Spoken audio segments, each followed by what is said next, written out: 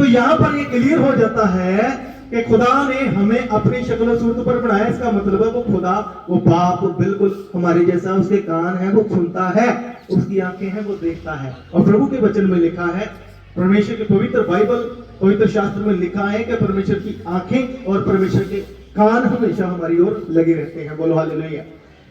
और यहां पर लिखा है God created the man's his own image, copy, photocopy, समझते हैं फोटोकॉपी। खुदा ने बिल्कुल अपनी शक्ल सूरत पर हमें बनाया है।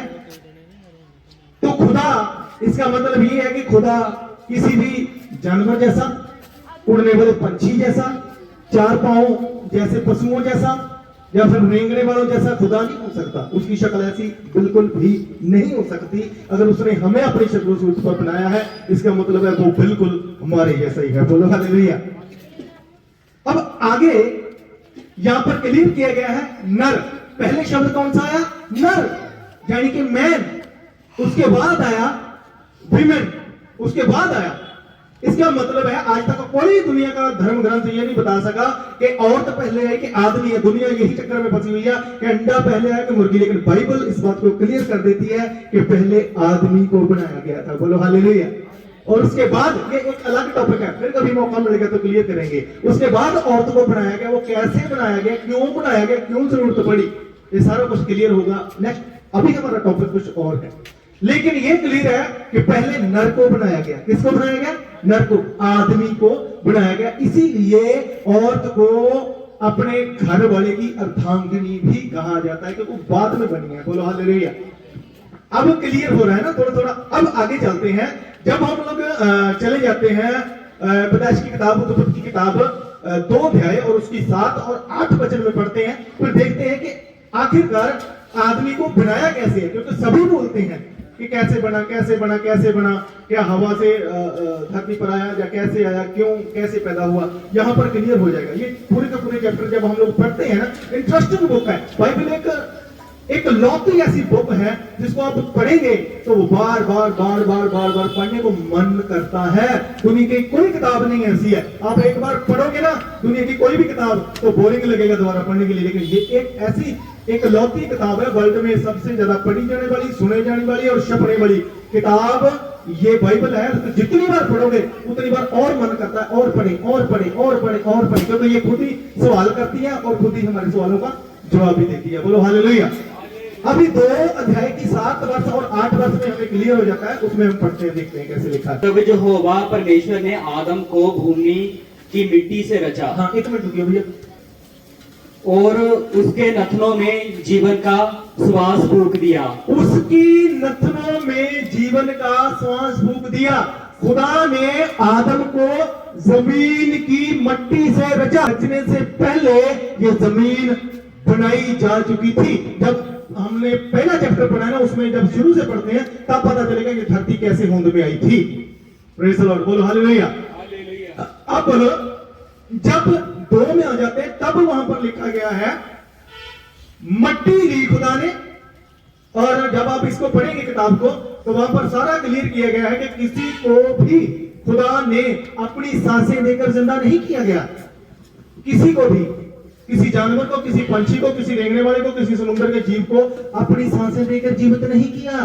खुदा बोलता गया, वो बनते गए और उसमें जान आती गई, लेकिन आत्मा नहीं। कई बार हमसे लोग सवाल करते हैं कि ये जो रोड पर ये जानवर मर जाते हैं उनका आत्मा कहां जाता है, वो लोगों को भूत बनकर क्यों नहीं पकड़ता है, आदमी का आत्मा ही क्यों पकड़ता है। जो जवान औरतें या कोई बेटे या ऐसे मर जाते हैं मौत आने से पहले, समय पूरा होने से पहले, इनकी आत्माएं क्यों भटकती है, तो उसका जवाब बाइबल देती है। बोलो हालेलुया।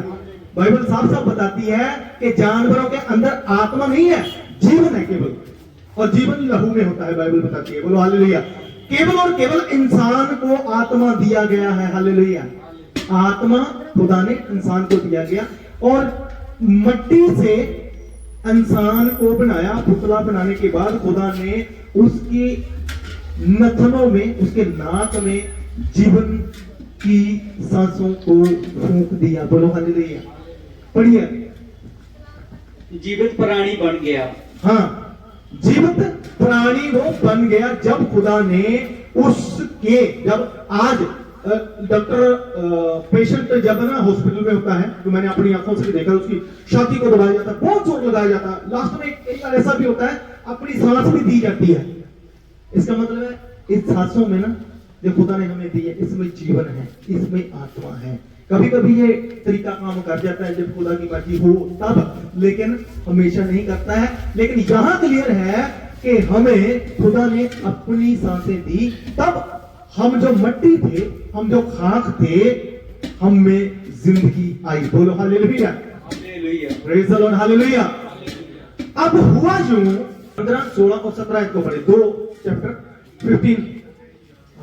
तब यहोवा परमेश्वर ने आदम को लेकर अदन की वाटिका में रख दिया हाँ, कि वह उसमें काम करे और उसकी रक्षा करे। हम्म, और यहोवा परमेश्वर ने आदम को ये आशा दी, तू वाटिका के सब वृक्षों का फल बिना खटके खा सकता है, पर भले या बुरे का ज्ञान का जो वृक्ष है उसका फल तू कभी ना खाना, क्योंकि जिस दिन तू उसका फल खाएगा उसी दिन अवश्य मर जाएगा।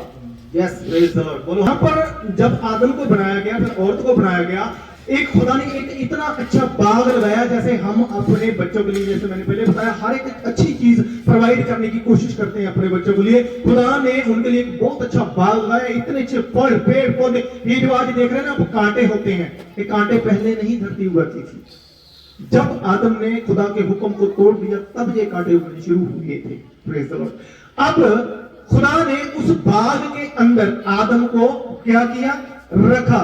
Then the Lord God took the man and put him the garden of Eden, अदन का बाग, वहां पर आदम को रखा गया। लेकिन वहां पर खुदा ने कहा कि सारे पेड़ पौधे, जितने भी फल हैं, जितने फ्रूट्स हैं, तुम खा सकते हो, लेकिन यहाँ पर एक पेड़ है, एक पौधा है, उस पर फल लगता है, उसका फल तुमने कभी नहीं खाना। जैसे हम अपने घर में कोई खास वस्तु, जैसे कोई करंट वाली वस्तु है, करंट वाली है, बिजली से चलती, हमें पता है, बच्चों को थोड़ी पता। हम बोलते हैं बच्चे इसको नहीं छूना, लेकिन बच्चे उसको ही छूते हैं जिससे मना किया गया हो, फिर करंट लगता है ना, फिर पता चलता है, झटका लगता है। ऐसे ही खुदा ने कहा था, खुदा ने आज्ञा दी थी ये काम नहीं आपने करना, लेकिन उन्होंने क्या किया, उन्होंने खुदा के हुक्म को तोड़ दिया और वो अदन की वाटिका से बाहर निकाल दिए गए। यहां से शुरुआत हुई। जब हम चले जाएंगे रोमियो के खत में, रोमियो खत 3 बाप, एक बाप और उसकी 25, रोमीज है ना, रोमन